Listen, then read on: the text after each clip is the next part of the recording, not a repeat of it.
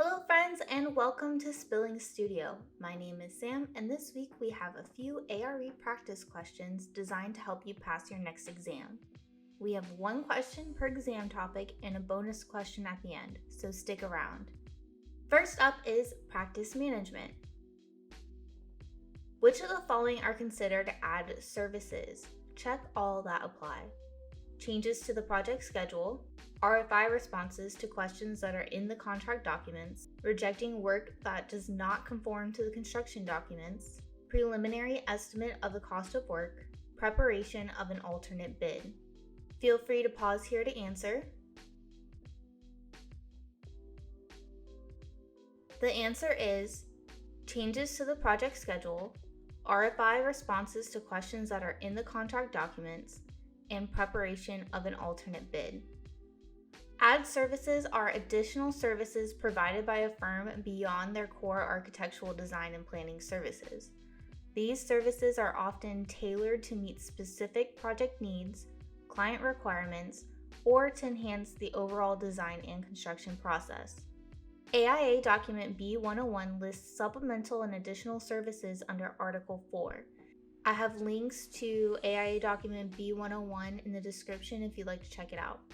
Here's a closer look at what some add services might entail. Changes to drawings based on new information or requests from the owner, delayed decisions by the owner, interior design, sustainability certification processing, changes to the project's size, quality, complexity, schedule, or budget, preparation and attendance to dispute resolution proceedings, changes to contract documents due to change orders, preparation of an alternate bid, feasibility studies, master planning, programming, or acting as an owner's representative. Now, these bullets under the little line I drew are some of the add services that I wasn't aware of and I don't think my firm is charging for at the moment. And those are changes to the drawings due to release of new codes, laws, or regulations. We typically know when new building code is coming out. It's typically every 4 years. So if we know a project's not going to go into permitting before that, then we update the drawings for the new code. Another one is review of contractors' out-of-sequence submittals, as well as responses to RFIs when the information is already in the contract documents. I think we typically just respond to these anyways. And evaluation of substitutions that require changes to the contract documents. With this last one, I personally haven't experienced a substitution change that requires changes to the contract documents. Usually substitutions are for like materials and or systems that don't require changes. Comment below if you've experienced a substitution that required a document change. What was it for, and did you charge an ad service for it? Next up is project management. A project manager is creating a schedule for a new commercial office project. One of the tasks for the project includes developing a sign for the ceremonial groundbreaking, but it's not imperative. What type of task is this considered? Dummies, float, critical, or dependency? Pause here to answer. The answer is float.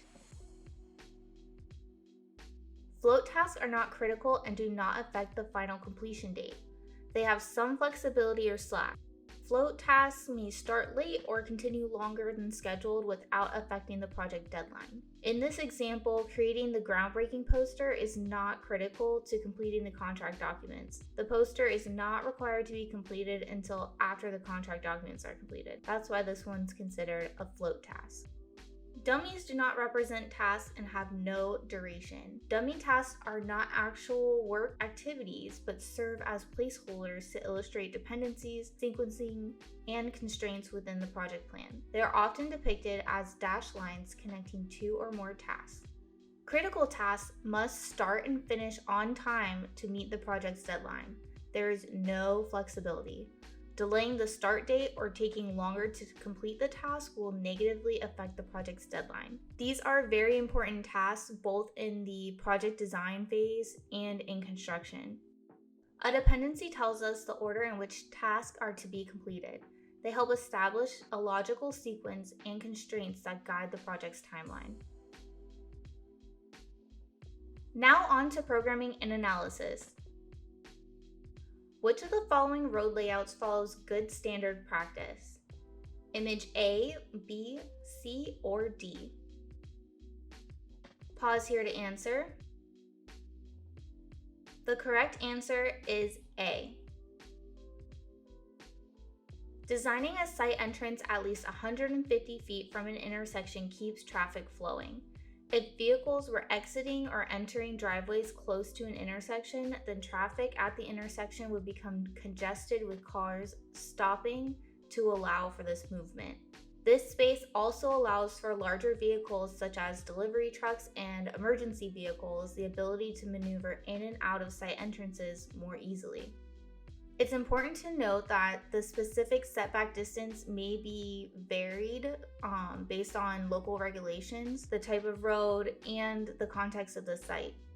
Local zoning ordinances, traffic engineering standards, and safety considerations play a significant role in determining the appropriate setback for vehicle building entrances. The 150-foot guideline is a common recommendation, but it can be adjusted based on local conditions and requirements. Ultimately, the goal is to balance the need of property access with the safety and traffic flow considerations. These last three road layouts relate to benefits of orthogonal road design. Designing roads in an orthogonal manner can improve safety, efficiency, and overall functionality. Perpendicular roads can reduce conflict points. Intersections are where many accidents occur, so reducing their frequency can lead to safer road networks. They are also more intuitive for drivers. Orthogonal roads allow drivers to more easily anticipate the movements of other vehicles and pedestrians, which also increases safety. Perpendicular roads create efficient traffic flow, improve walkability, allow for enhanced and efficient land utilization, easily integrate into public transportation, and can increase emergency response time. So when in doubt on the exam, think orthogonal and spaced out. 99% of the time, the answer is going to be whichever layout is the safest for drivers and pedestrians. Don't forget about your pedestrians. Our question for project planning is, an owner is looking to build an office building in a hot, arid climate. Sustainability and passive design is a priority for the owner. To what degree east of south should the building be oriented? 5 degrees, 12, 17.5, or 25 degrees? Pause to answer. And the answer is 25 degrees. Orienting buildings to the south has several advantages, especially in the context of energy efficiency, comfort, and sustainability. Orienting to the south maximizes solar heat gain, reduces heating costs, increases daylighting, improves indoor comfort, lowers the carbon footprint, reduces reliance on fossil fuels, and increases production of photovoltaics. So a lot good comes from this. Depending on a project's climatic region, the angle of orientation varies.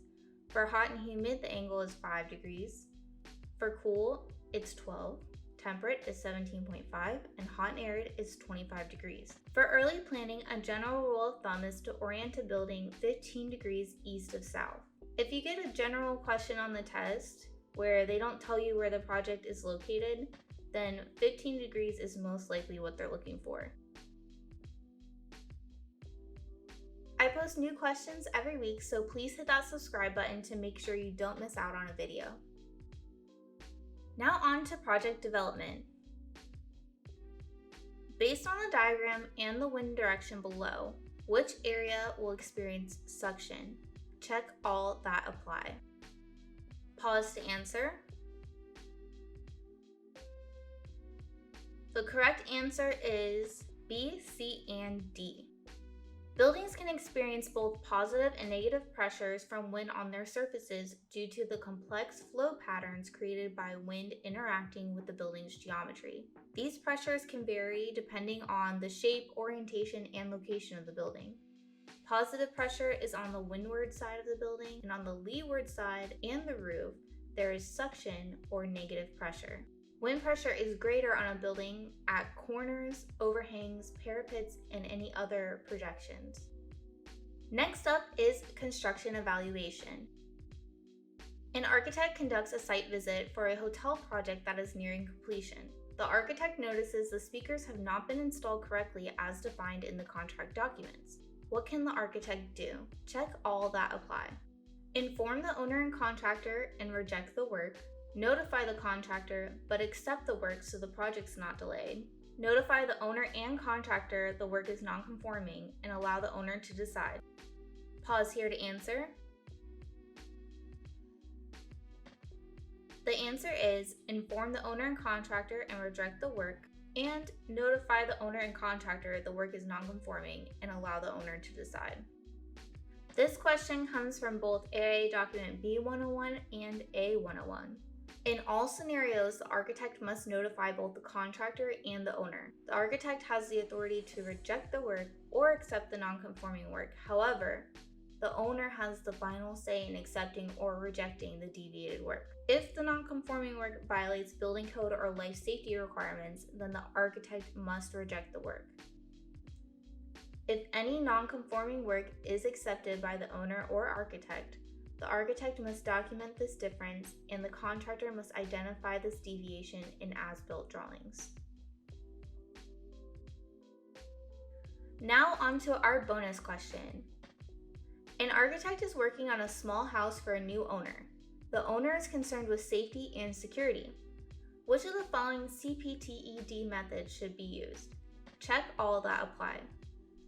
Provide lighting along walkways for a clear path to the front door. Design the front elevation with no windows so pedestrians cannot see in.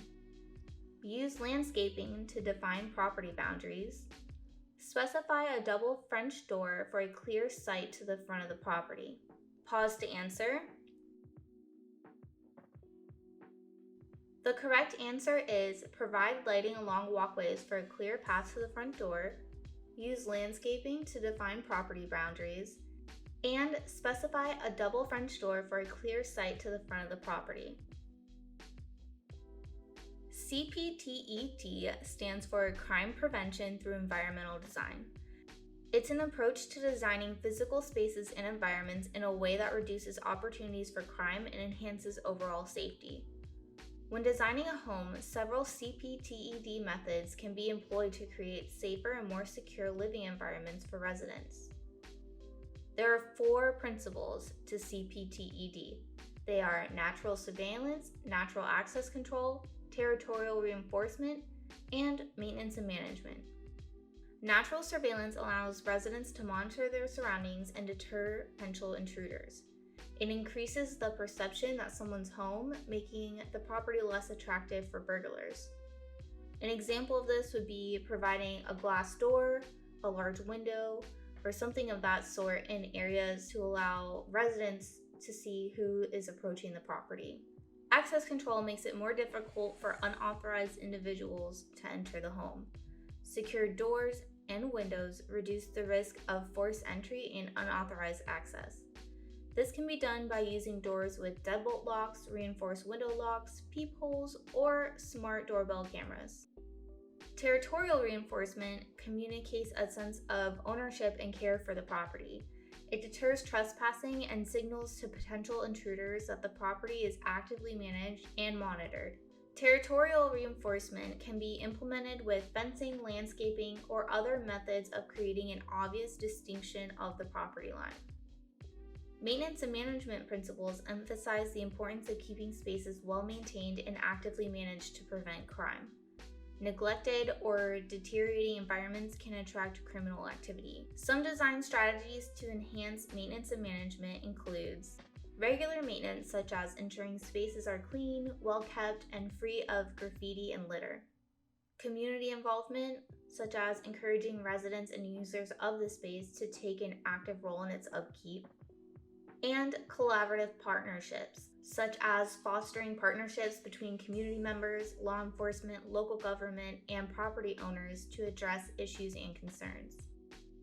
These 4 principles of CPTED work together to create safer and more secure environments by reducing opportunities for crime and increasing the sense of safety and well-being among residents and visitors. That's our questions for this week. Remember to check out the description for links to some of the AIA contracts covered in this video. I've also linked some of my favorite study books, so go check those out. Let me know in the comments what subject areas you're struggling with, and I'll do my best to cover it in the next video. Thank you all for joining. Please subscribe, and good luck on your next exam. You got this.